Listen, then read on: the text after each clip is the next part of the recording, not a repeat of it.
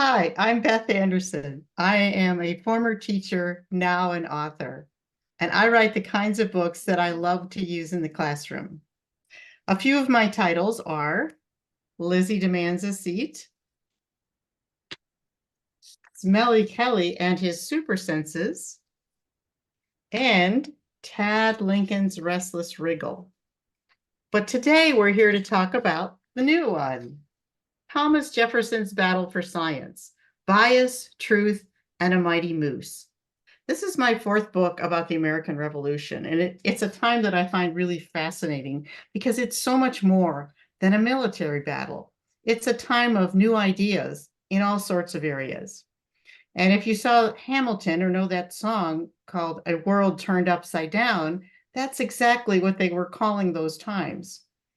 And this is also a time when science caught the interest of everyday people like us.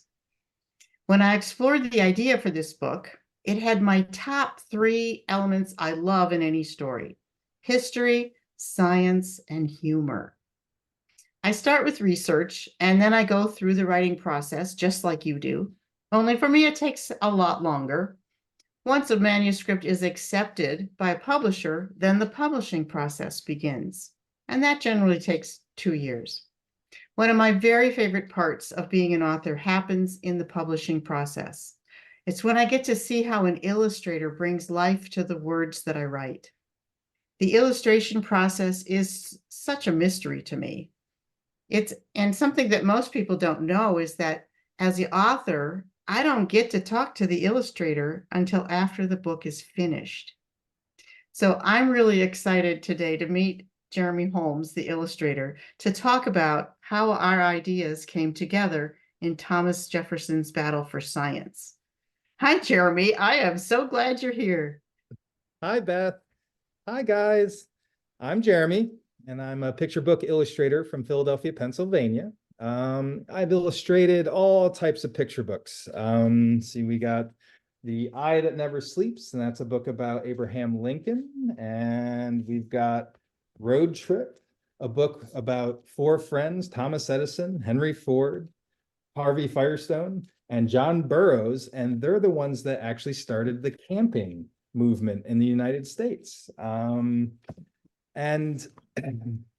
my favorite type of story, obviously, to draw is a true story. I love nonfiction, and like Beth was talking about, research is critical. When you're drawing books for nonfiction, it's super important to do your research to make sure those images are historically accurate. Let's give an example. Okay, so say you're in the United States and it's 1860, all right, and you've got to draw a flag. Okay, how many stars are on that flag? Well, how many states are there? And there were 33. But just the next year, say you have to draw the flag and it's 1861. Well, you would have to know that there'd be 34 stars on the flag because Kansas was admitted into the United States. Drawing for nonfiction also lets you learn about some of the world's most interesting people, past and present, and you get to discover fun facts about them. For instance, when I was researching about Lincoln, I found out that he was a wrestler. He won 300 matches and was a county champion. I learned about, when I was doing the research for Road Trip, I learned about Thomas Edison, that when he invented something or when he got an idea for an invention, he couldn't sleep at all. He would work for days and days, and the only thing he'd do is take these tiny little naps. I find facts and stories like these fascinating. So when I was asked to illustrate Thomas Jefferson's Battle for Science, Bias, Truth, and a Mighty Moose, I knew there was a whole world of strange and wonderful research to uncover and drawings to make. Beth, what inspired you to write this story? Well, it all started with Thomas Jefferson's fascination with mammoths. He was really obsessed. And then that led to the moose. So once I decided to dig into the story, I spent a lot of time thinking about how I would want to tell the story. And I really latched onto the ideas of misinformation, when people give you the wrong information about truth, different ideas about truth, and how do we know what's true? History is full of interesting tidbits, but my challenge as an author is always, how to make that story meaningful for you. How do I connect it to our world today? And it always has to be more than a report of what I learned. It has to have a special angle. So I spend a lot of time researching. I'm learning new things, I'm searching for answers to questions, and I'm organizing my ideas. That's all really part of my pre-writing stage, which is really a long period of time for me. And I love that we get to see a different side of Thomas Jefferson in this story. This piece of history is kind of quirky, and it has some really important ideas. It made me think about how we decide whether something is good or bad, and about truth, and how important it is for us all to be critical thinkers and to ask a lot of questions. I wrote and revised for a year and a half. I had 46 revisions. One of the things I really enjoy is discovering the personalities of people from the past.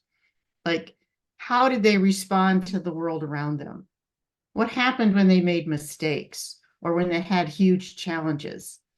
And I always find out that when we see these people as human beings that really aren't that different than we are, then it's easy to connect and that history becomes real.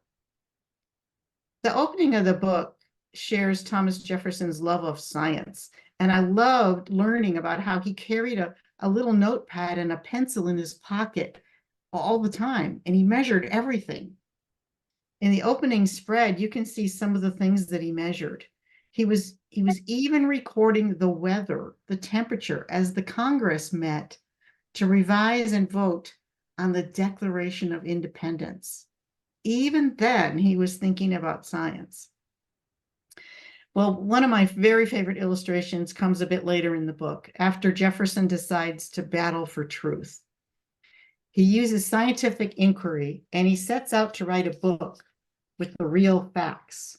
So I'm going to read you just a tiny bit of this piece. As the war for independence ended, Thomas's war on faulty facts continued.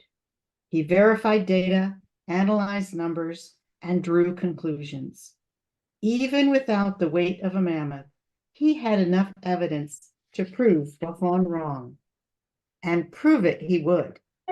With his own book, Thomas's thoughts boomed as his pen marched across the page, describing wildlife in America, attacking falsehoods, quashing Buffon's theory.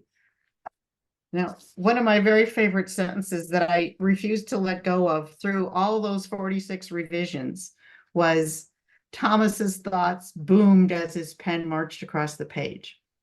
And the illustration that came with it when Jeremy did the art is one of my very favorites. I can totally connect as a writer to this illustration of the ideas exploding in Thomas Jefferson's head, because I just feel the same way as I struggle to organize my thoughts on the page.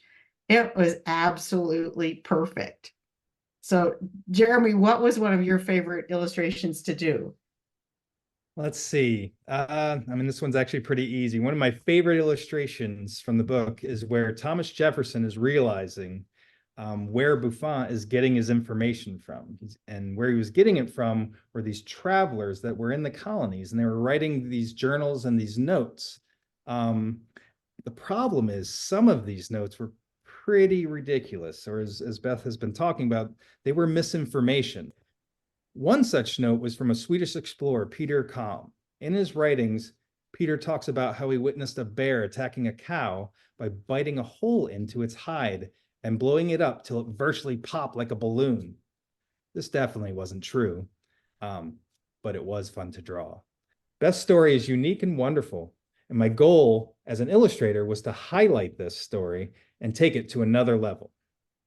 And you absolutely did, Jeremy. I love, love, love the art.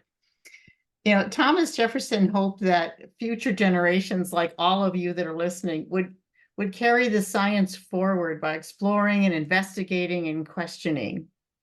And in our world today, we are bombarded with information from all sorts of sources. And it's often really hard to figure out fact from opinion and to think our way past bias and assumptions. We hope that you'll love this story as much as we do, and that this book will get you thinking. How do you measure truth? How do you know whether to believe or trust something? What questions would you ask to find out the truth? Thanks, guys, for spending time with us. Beth and I both hope you enjoy the book. Bye-bye.